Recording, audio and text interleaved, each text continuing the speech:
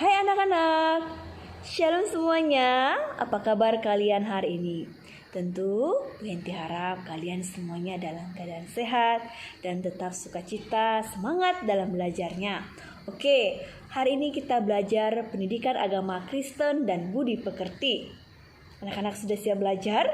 Sebelum belajar, Ibu Henti mau memperkenalkan buku yang kita pakai. Nah, ini adalah buku paket kelas 3 SD dan dari penerbit Andi. Anak-anak, buku paket ini kita gunakan untuk semester 1 dan semester 2. Selain buku paket, ada juga buku LKS, yaitu buku LKS lembar kerja siswa semester 1 dan semester 2. Nah, di semester 1 kita gunakan buku LKS ganjil, yaitu di situ ada 8 bab. Kita akan tempuh ke-8 bab ini dalam 1 semester ini. Anak-anak semangat ya, walaupun masih dalam belajar online. Kalian tetap rajin membaca buku sehingga benar-benar dapat memahami isi dari materi pendidikan agama Kristen dan budi pekerti di semester 1 ini. Oke anak-anak, semangat ya. Anak-anak, sebelum kita memulai pelajaran, alangkah baiknya kita berdoa terlebih dahulu. Lipat tangan, siapkan hatinya, tundukkan kepala, mari kita berdoa. Bapa di surga, kami bersyukur berterima kasih buat kasih-Mu yang besar bagi kami. Di pagi hari ini kami akan memulai pelajaran kami. Tuhan, tolonglah kami, pimpin dan bimbinglah kami, supaya kami semua beserta anak-anak dapat memahami materi yang akan saya sampaikan hari ini. Tuhan, berkati kami semuanya dari awal, pertengahan, hingga berakhirnya nanti, supaya kami sama-sama bersukacita dalam mengikuti pelajaran pendidikan agama Kristen dan budi pekerti hari ini. Terpujilah nama-Mu, dalam nama Tuhan Yesus Kristus, kami berdoa dan mengucap syukur. Amin. Baiklah anak-anak, Ibu Henti akan menjelaskan materi kita di hari ini dari bab yang pertama. Anak-anak dapat membuka buku paketnya halaman 1 bab yang pertama dengan judul pelajaran kita hari ini, Hujan dan Panas adalah Berkat. Hujan dan panas adalah berkat. Berkat artinya sesuatu pemberian Tuhan yang diterima oleh manusia, dan kita manusia harus bersyukur kepada berkat-berkat yang diberikan Tuhan kepada kita. Anak-anak, masih ingat gak cerita tentang penciptaan dari kitab Kejadian pasal yang pertama? Nah, Ibu Henti ingatkan kembali ya urutan daripada penciptaan dari kitab Kejadian pasal yang pertama. Hari yang pertama Allah menciptakan terang, siang dan malam. Terang itu disebut siang, gelap itu disebut malam. Hari yang kedua, Allah menciptakan cakrawala atau langit. Langit berfungsi untuk memisahkan bumi bagian atas dan bumi bagian bawah. Hari yang ketiga, Allah menciptakan lautan, daratan, dan tumbuh-tumbuhan. Hari yang keempat, Allah menciptakan benda-benda penerang yang letaknya di atas seperti matahari, bulan, dan bintang. Hari yang kelima, Allah menciptakan ikan-ikan di laut dan burung-burung di udara. Hari yang kelima, Allah menciptakan ikan-ikan di laut dan burung-burung di udara. Hari yang keenam, Allah menciptakan binatang darat dan manusia. Nah, di hari yang keenam ini, Allah menciptakan manusia.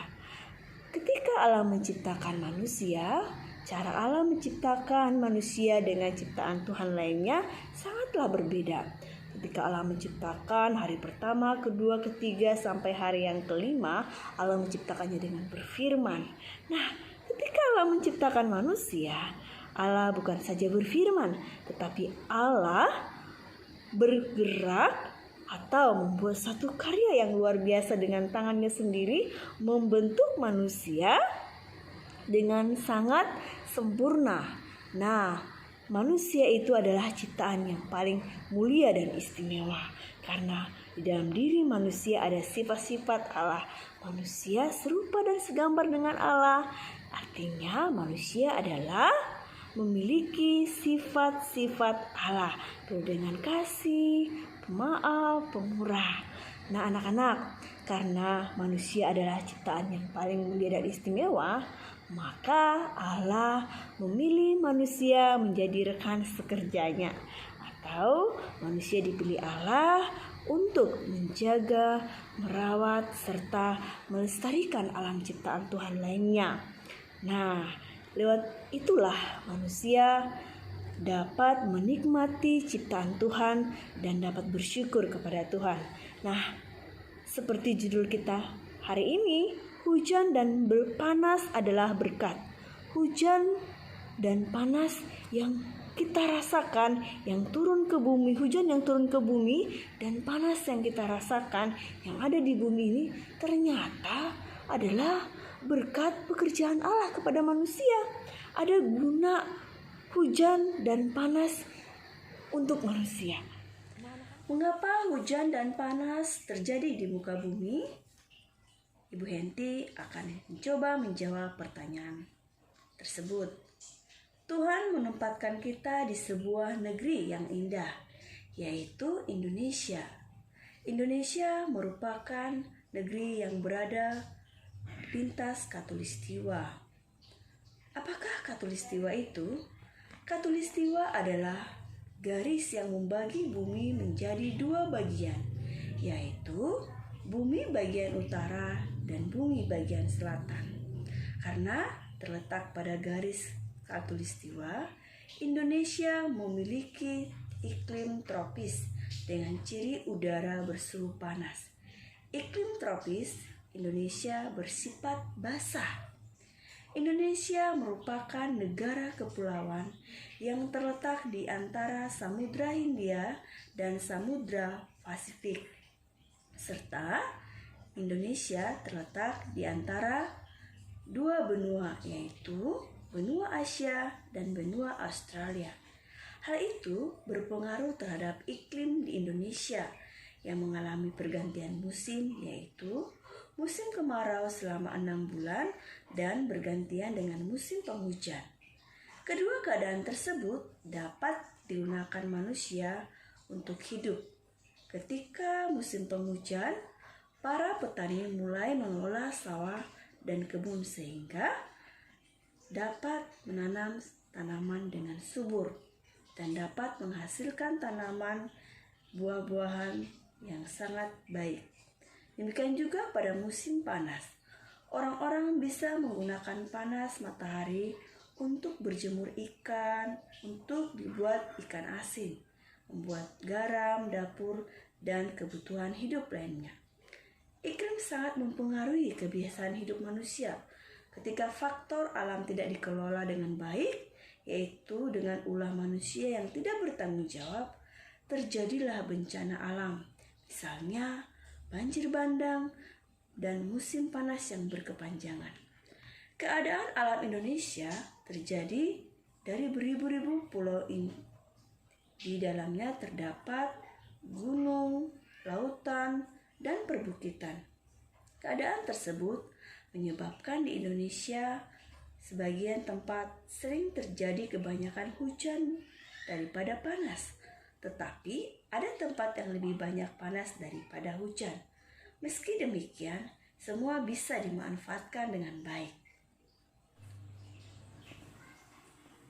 Pada bacaan kitab Kejadian 1 ayat 26 sampai ayatnya yang ke-30, dikisahkan bahwa manusia adalah ciptaan Tuhan yang paling istimewa dibanding ciptaan lainnya.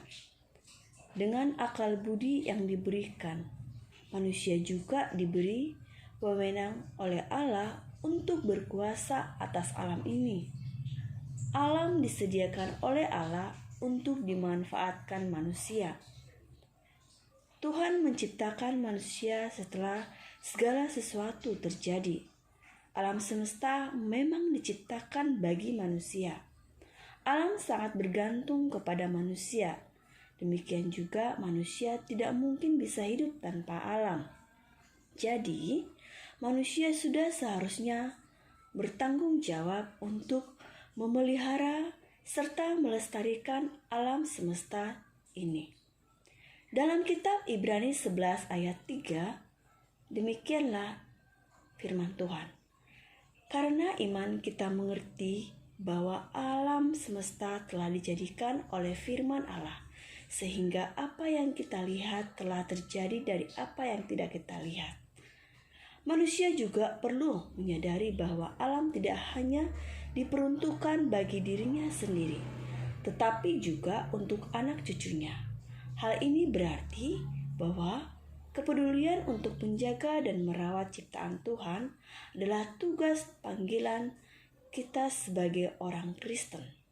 Oleh karena itu, sudah selayaknya kita bersyukur atas karya Tuhan yang dinyatakan melalui alam. Karena melalui alam, Tuhan memelihara kehidupan manusia. Bagaimana cara kita bersyukur kepada Tuhan? Caranya adalah dengan menjaga, merawat, serta melestarikan alam di sekitar kita. Contohnya, hal kecil yang dapat kita lakukan sebagai anak-anak adalah membuang sampah pada tempatnya, membersihkan rumah kita sendiri, membersihkan lingkungan di mana kita tinggal, serta membersihkan sekolah kita supaya kita dapat menikmati bersekolah dengan baik dan nyaman. Oke anak-anak, demikianlah penjelasan materi hari ini. Ibu Henti harap semuanya dapat mengerti dan memahami. Terima kasih. Sampai bertemu di video-video selanjutnya. Bye-bye. Tuhan Yesus memberkati kita semuanya. Shalom anak-anak.